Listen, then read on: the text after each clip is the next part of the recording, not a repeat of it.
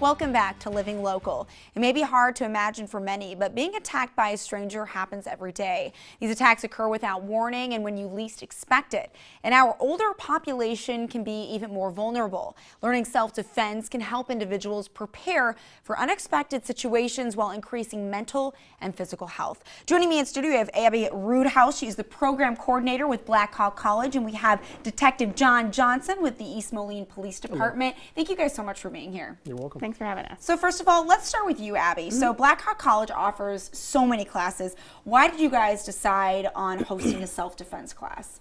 Well, I'm with the PACE department. We're the professional and continuing education. So we're the non-credit side. You know, safety is always on people's minds, and if you can be proactive about your safety, all the better. This has been a class that was requested by previous students. So we were really happy that when we reached out to East Moline PD, they wanted to partner with us. So that's how it came about. That's great that there is a partnership here. So Detective Johnson, tell me a little bit about why self-defense is so important. Well, more just the awareness level, just to make sure that you can create yourself from not putting yourself in risk where somebody could attack you. Just to being aware of the different circumstances of risks that could occur and just ways to avoid being put in those risky situations or dangerous. And there are a couple different classes. There is a women's only class, and there's also a senior self-defense class. Today we're talking a little bit more about the senior self-defense class. In your experience, why do you think that it may be a good idea for seniors to equip themselves with solid self-defense skills? Sure. A lot of seniors losing a lot of muscle mass type deal where they need to learn how to avoid certain situations. They're not able to defend themselves as well as the younger population, and it's very important for them to learn different techniques and stuff to avoid being put in that situation. What does a typical class look like?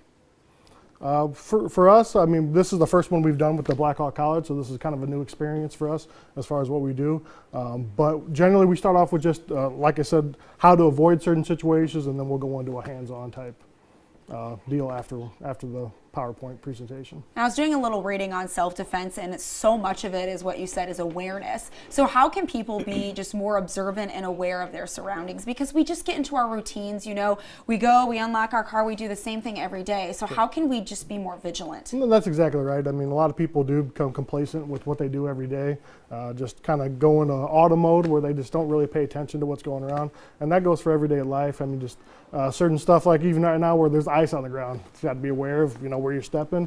You can fall. Everything can be dangerous. But yes, putting yourself in situations where you are aware of your surroundings, who's there, because it's not going to always happen. It's not going to be an everyday thing. So it's not something you're normally going to be looking for.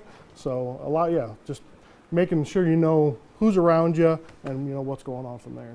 So once we have nailed down the observant part, there are some tactics, there are some strategies that if you do have an encounter with someone that's trying to attack you, you can protect yourself. So Detective Johnson, we are going to demonstrate a couple of the easy ways that we can protect ourselves. Sure. So this one here would be if you grab hold of my arm here. Okay.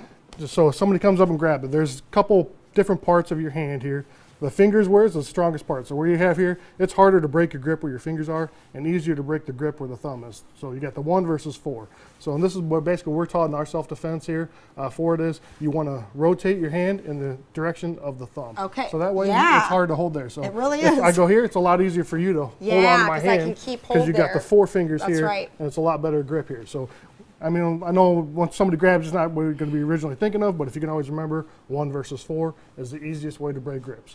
And then so on that here, I mean, so if we're talking about seniors, what you want to do after you break the grip, push and get away as quick as possible. And then run. And then if you're by a business or any other type thing, you want to go straight to the business, say, hey, I'm being attacked, and then they can call local law enforcement. So that's if I grip your arm. What about if I try and choke you? Try to choke me. So again, thumbs are the weakest part of the hands here. So if you're strong enough to, you can grip here and you rip. So you want to grip the thumbs and then rip away.